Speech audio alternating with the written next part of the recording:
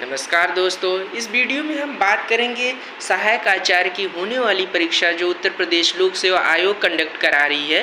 तो उसमें कुछ महत्वपूर्ण किताबें जानने की कोशिश करेंगे जो हमारे दृष्टिकोण में महत्वपूर्ण हैं। वो कौन सी महत्वपूर्ण किताबें, अगर हम सामान्य अध्ययन की बात करते हैं तो उसमें हमें सामान्य ज्ञान लुसेंट जो पढ़ना अनिवार्य है। उसके साथ साथ आप सामान्य भूगोल भी पढ़ सकते हैं जिसमें सारी चीज़ें लुसेंट ही पर्याप्त बुक है, आप उसको पढ़ सकते हैं। एक बार नहीं, आप उसको कई बार पढ़िए, एनालिसिस करिए, एक एक शब्दों को पढ़िए।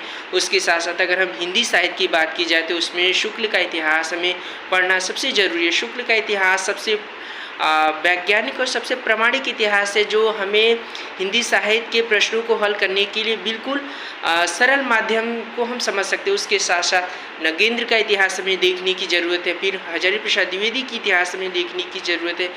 हजारी प्रसाद द्विवेदी जो हिंदी साहित्य का आदिकाल लिखते हैं, हिंदी साहित्य की भूमिका लिखते हैं, हिंदी साहित्य का उद्भव और विकास लिखते हैं, वो सारी बुक हमें देखने की ज़रूरत है। उसके साथ साथ डॉक्टर रामविलास शर्मा की बुक हमें देखने की ज़रूरत है जिसमें हम देख सकते हैं रामविलास शर्मा जो काफ़ी अच्छा काम है उनका आलोचनात्मक दृष्टिकोण से। अगर प्रेमचंद और उनका युग जैसे रामविलास शर्मा है, उस बुक को देखने की ज़रूरत है। हमें प्रेमचंद और भारतीय समाज देखने की ज़रूरत है। उसके साथ साथ हमें रीति काल से संबंधित बुक देखने के लिए मध्ययुगीन काव्य साधना की देखने की ज़रूरत है। मध्ययुगीन काव्य साधना जो कि रामचंद्र तिवारी की बुक है, हमें देखने की ज़रूरत है। आप उसके साथ साथ जैसे हिंदी गद्य साहित्य का इतिहास डॉक्टर रामचंद्र तिवारी की काफ़ी मोटी बुक है, आप उसको देख सकते हैं। आप खूब तैयारी को बेहतर बनाने के लिए आपको बुक का अध्ययन करना बहुत ही कंपल्सरी है।